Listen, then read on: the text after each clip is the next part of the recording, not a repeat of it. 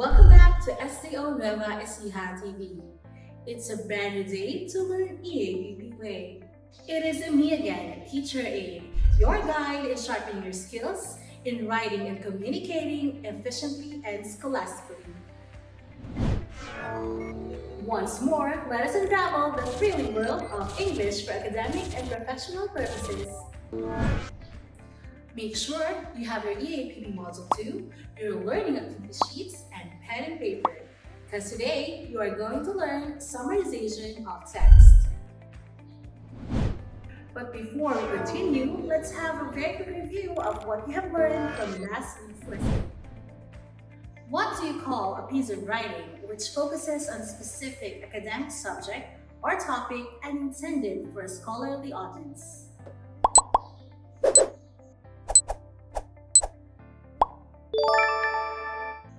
That is correct. It is academic writing. How about the 5 common types of text structure? Can you tell me?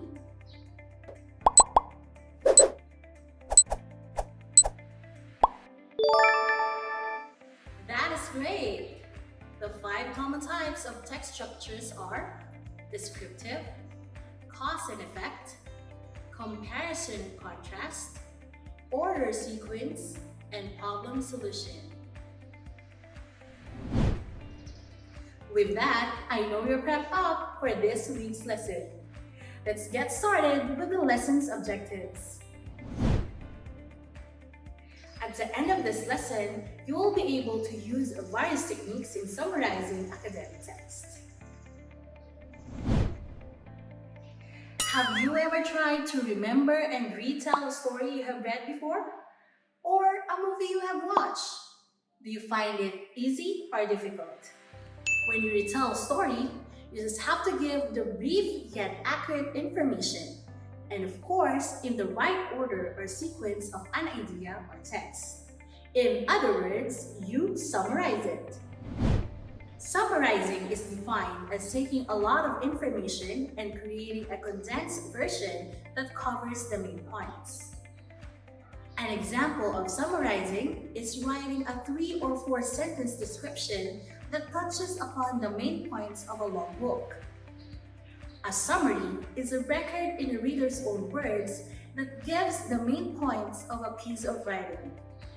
These writings may be a newspaper article, the chapter of a book, or even a whole book. It is also possible to summarize something that you have heard, such as a lecture, or something that you may have seen and heard, such as a movie. Concept maps can be used in summarizing as they are visual representation of information. They can take the form of a chart, graphic organizer, table, key charts, Venn diagram, timelines, and others. As I have mentioned earlier, most of you might find it difficult to summarize a text or idea. No need to worry, because I have here some steps for you to follow. First step is to read and understand the text carefully. Next, think about the purpose of the text. Ask what the author's purpose in writing the text. Third step is to find the main ideas, what the whole text is mostly about. Then, you have to select the relevant information or supporting details. The fifth step is to change the structure of the text. Afterwards, rewrite the main ideas in complete sentences. And finally, check your work. How is the steps in summarizing? It is easy, right? Great! Now you will learn the different formats in effectively writing your summaries. They are the idea heading, the author heading, and the date heading. In idea heading format, the summarized idea comes before the citation. Example: Benchmarking is a useful strategy that has the potential to help public officials improve the performance of local services. Falls 2004, Ammons 2001. Once the practice of particular city is benchmarked, it can be a guidepost and the basis for other counterparts to improve its own. On the other hand, in author heading format, the summarized idea comes after the citation. The author's name is are connected by an appropriate reporting verb. Example: the considerable number of users of FB has led educators to utilize FB for communicating with their students. Grad 2008, as cited in Donmus 2010. The study of Kabilan and Abidin in 2010 shows that the students perceive FB as an online environment to expedite language learning, specifically English. Donmus 2010 asserts that educational games on FB fecundate learning process and make students' learning environment more engaging.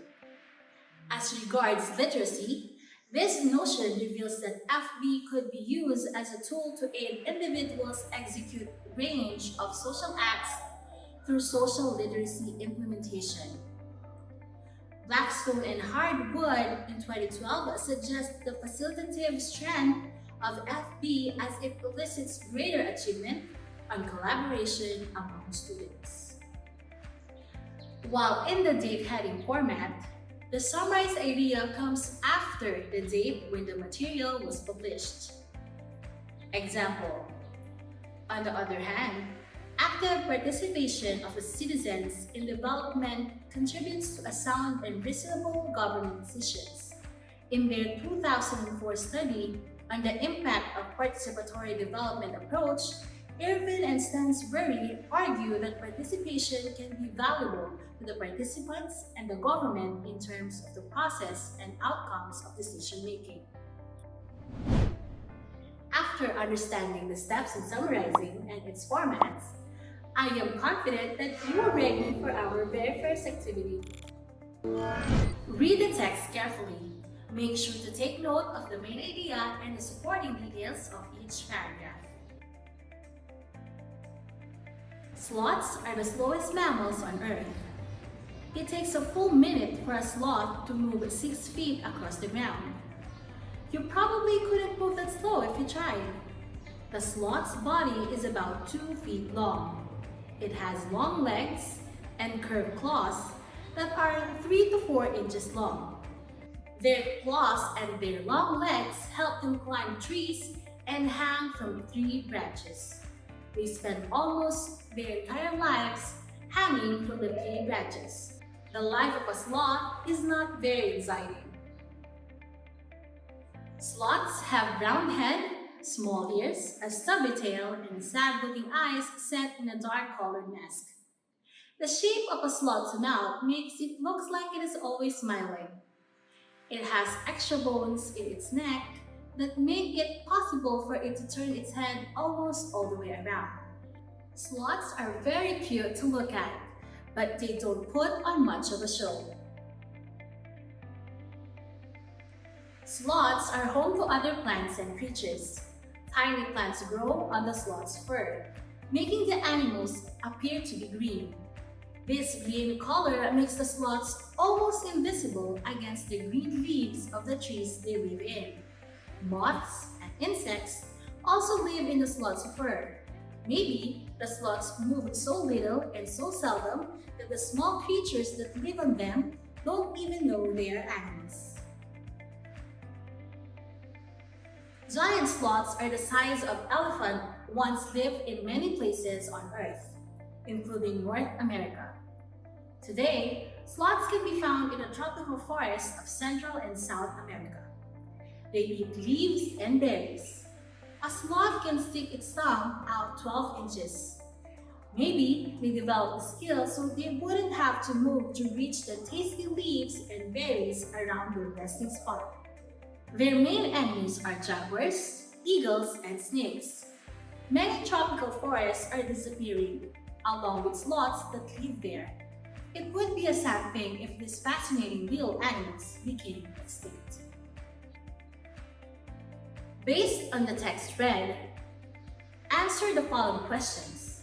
You are given 5 seconds to answer each. Number 1. What is the main idea of the first paragraph? A. Sloths are the slowest mammals on Earth. B. It takes a full minute for a sloth to move 6 feet across the ground. C. The sloth's body is about 2 feet long. Or letter D. The life of a sloth is not very exciting.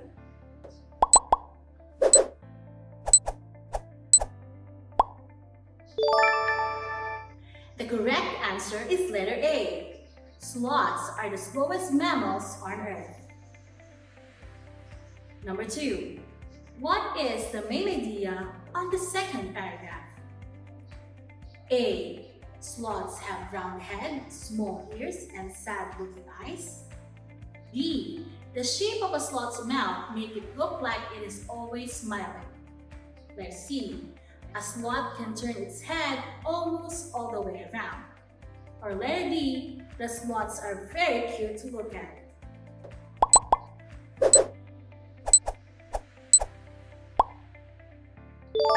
The correct answer is letter B. Sloths are very cute to look at. Next question. What is the main idea of the third paragraph? A. Sloths are home to other plants and creatures. B. Tiny plants grow on sloth's fur. C. The plants that grow in the sloth make the sloth green. D. Moths and insects live in the sloth's fur.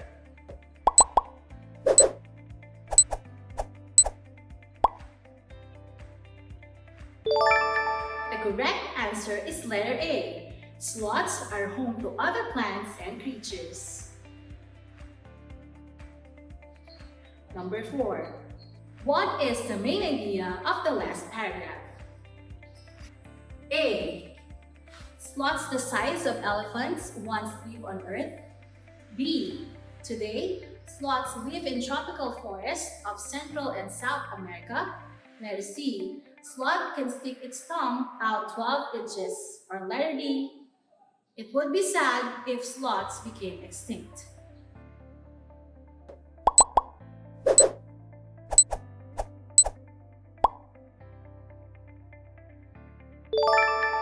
The correct answer is letter D. It would be sad if sloths became extinct. Last question. What is one interesting detail from the last paragraph?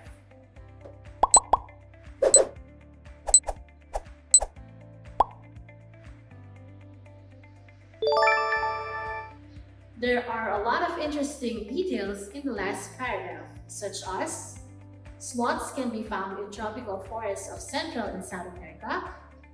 They eat leaves and berries. A sloth can stick its tongue out 12 inches. And their main enemies are jaguars, eagles, and snakes. Did you have fun reading the text? How many correct answers did you get? Wow, you have done really great in identifying the main idea and its supporting details. Now, it is time for me to check what you have learned in summarizing a text in the next activity. Using a graphic organizer, summarize the text we have just read. Then, based on your output, write a 4 to 6 sentences summary. Your output will be evaluated using this rubric.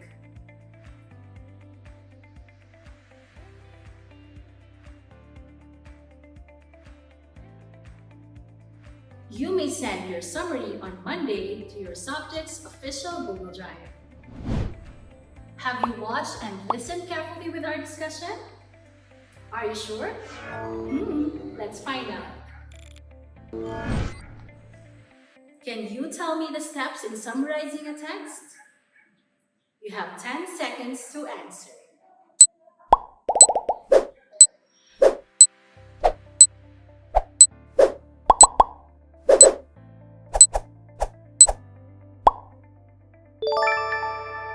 Good job! The steps in summarizing text are: read and understand the text carefully, think about the purpose of the text, find the main ideas, select the relevant information, change the structure of the text, rewrite the main ideas in complete sentences, and last is check your work. How about this? What are the 3 formats in summarizing text? Time starts now.